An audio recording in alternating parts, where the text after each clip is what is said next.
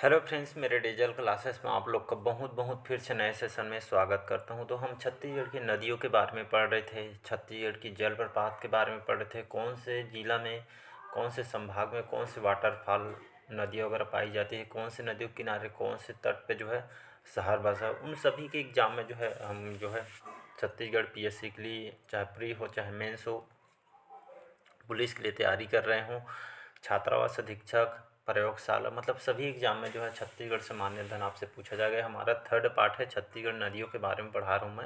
ये third part है, बाकी जो दो पार्ट को जाकर प्लीज़ देख लीजिएगा, इसके बाद थर्ड पार्ट को देखिएगा। पहला और दूसरा पार्ट देख के आपको तीसरा पार्ट देखना, तो आपको ज़्यादा समझ आएगा, ज़्यादा आपको जो है पढ़ने में भी इंटरेस्ट भी जमेगा। तो चलिए स्टार्ट करते हैं। 25 क्वेश्चन में कवर करा दी है नेक्स्ट मतलब पिछले से, तो यहाँ से हम आगे बढ़ेंगे।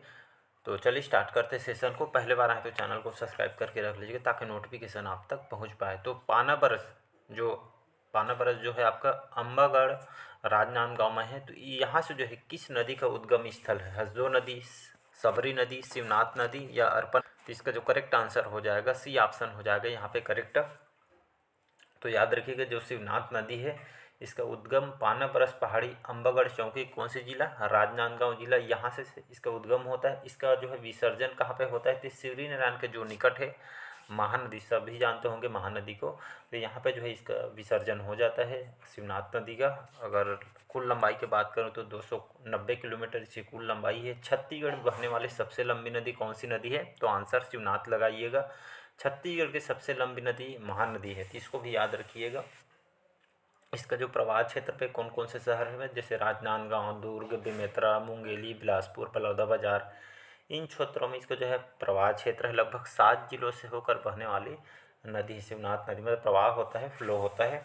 इसके तट पे कौन सा स्थल बसा हुआ है?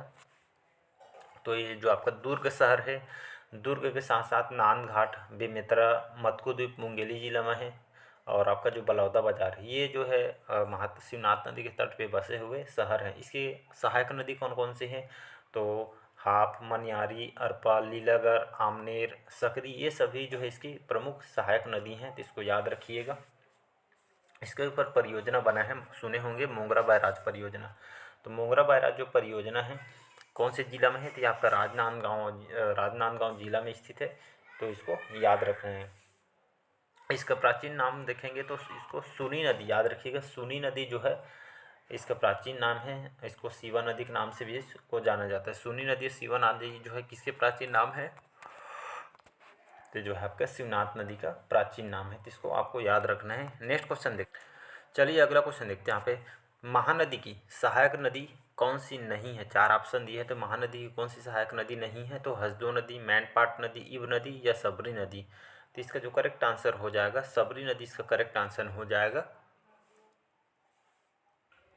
तो हसदो नदी, मैनपाट और इब नदी, ये जो तीनों नदी हैं महानदी की, ये जो है सहायक नदी। बाकी जो सबरी नदी इसकी जो है सहायक नदी, यूँ ही बोला गया है कि कौन सी नदी इसकी सहायक नदी नहीं है। तो सबरी जो नदी है इसकी सहायक नदी नहीं है। इसका उद्गम कहाँ से होता है?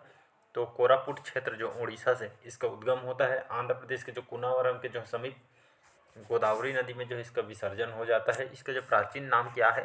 तो याद रखिए, इसको कोलाब नदी के नाम से इसको जाना जाता है, प्राचीन नाम है इसका। 173 किलोमीटर इसका कुल लेंथ है, इसकी कुल लंबाई है। प्रवाह क्षेत्र कहाँ है? तो बस्तर और सुकमा में इसका प्रवाह होता है। और इसकी सहायक नदी कौन कौन से है? तो कांगेर, मालगढ़, जो मालगढ़ जो है इसकी प्रमुख सहायक नदी है। कांगेर की सहायक नदी मुनगा बहार भी है, तो इसको भी याद रखिए। मुनगा बहार नदी पे कौन सा जलप्रपात है? तो याद रखिए तीरथगढ़ जलप्रपात जो है मुनगा बहार नदी पे बना हुआ है, जो कि छत्तीसगढ़ के सबसे ऊंचा जलप्रपात है। ये भी आपके एग्जाम में क्वेश्चन पूछा गया है।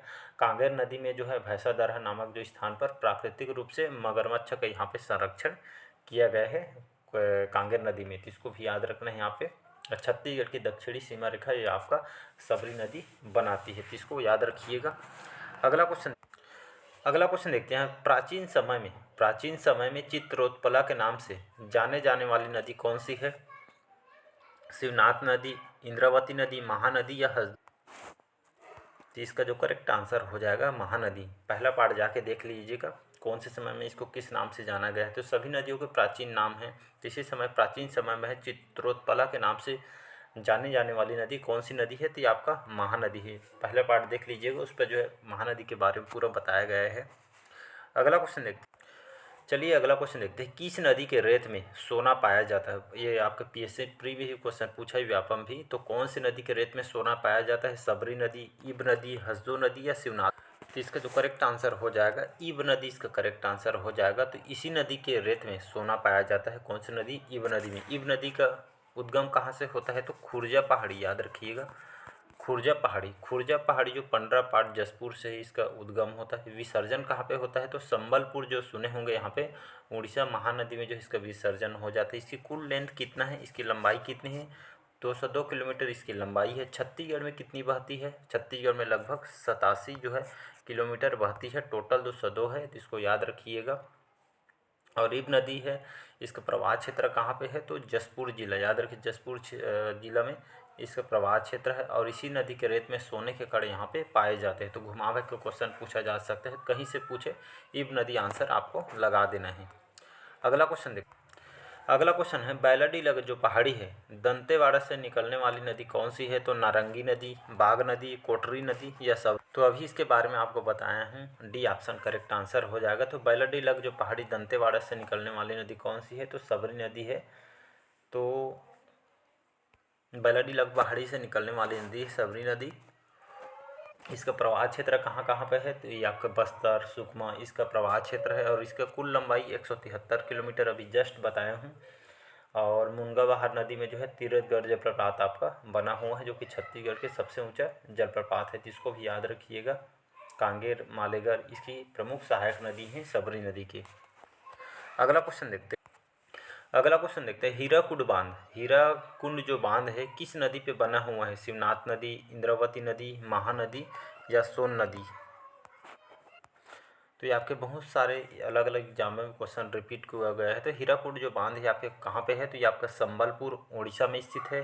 और जो है किस नदी पे बना हुआ है? तो ये आपका महानदी पे बना हुआ है। यहाँ से दो क्वेश्चन घुमा के पूछा जाए, हीराकुंड बांध कौन से मतलब स्टेट में है? तो ये आपका उड़ीसा के संबलपुर में है। कौन से नदी पे बना है? तो महानदी पे बना है। तो दोनों को याद रखिएगा। अगला क्वेश्चन, एशिया का नियाग्रा के नाम से प्रसिद्ध जलप्रपात कौन सा है?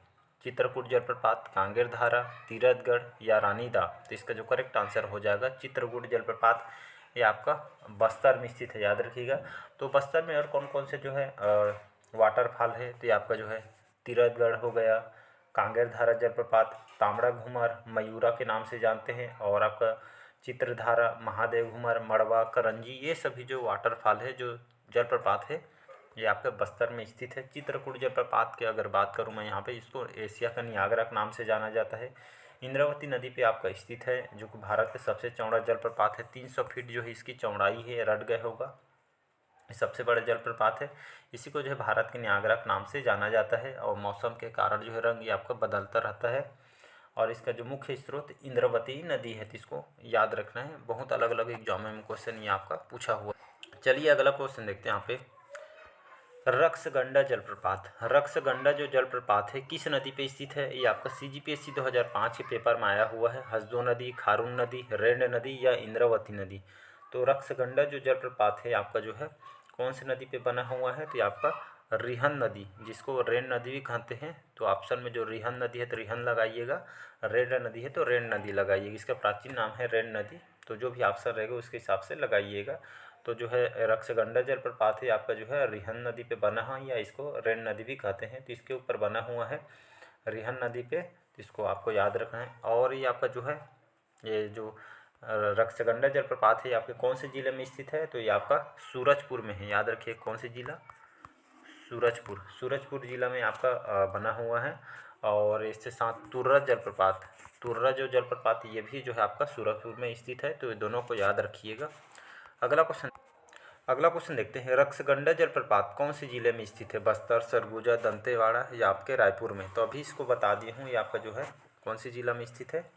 ये आपका रक्सगंडा, रक्सगंडा जो है आपका जो है सूरजपुर में है। ये आपका जो है सरगुजा नहीं, आपका सूरजपुर है, टाइपिंग मिस्टेक हो गए है, तो याद रखिएगा। तो रक्सगंडा जो जलप्रपात है आपका सूरजपुर ज़िले में स्थित है। और एक और बताया था जलप्रपात, तुर्रा जलप्रपात, ये दोनों है रिहन नदी पे बना हुआ है। अगला क्वेश्चन देखते हैं। अगला क्वेश्चन देखते हैं, राजिम जो शहर है, राजिम जो है कितनी नदियों के संगम पे स्थित है? 2, 3, 4 या 5? तो इसका जो करेक्ट आंसर हो जाएगा, सभी को पता होगा जो है, तो राजिम जो है जो मंदिर है, राजिम जो शहर है, कितने नदियों के संगम पे स्थित है? 3 नदी। कौन कौन सी नदी है?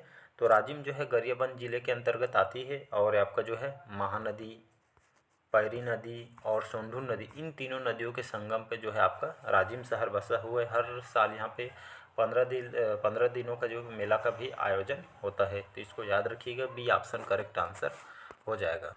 चलिए अगला क्वेश्चन देखते हैं, केंदई जलप्रपात किस स्थान पर स्थित है? रायपुर कवर्धा मार्ग में, बिलासपुर रायपुर मार्ग में, बिलासपुर अंबिकापुर मार्ग में, रायपुर जगदलपुर मार्ग में। तो केंदई जलप्रपात जो है आपका जो है बिलासपुर अंबिकापुर मार्ग में जो आपका जो बना हुआ है केंदई जलप्रपात, और जिला पूछे तो कोरबा आंसर लीजिए, क्योंकि जो है क्वेश्चन आपका पूछा गया है केंदई जलप्रपात कौन से नदी पे बना हुआ है? केंदई जलप्रपात। केंदई जो है केंदई नदी, याद रखिएगा, नाम से पता चल जाए, केंदई नदी पे जो है आपका बना हुआ है, कटघोरा तहसील के साथ यहाँ पे स्थित है। और कोरबा में एक और है देवपहरी जो जलप्रपात है, चोरनई नदी पे आपका बना हुआ है, तो दोनों को याद रखिएगा।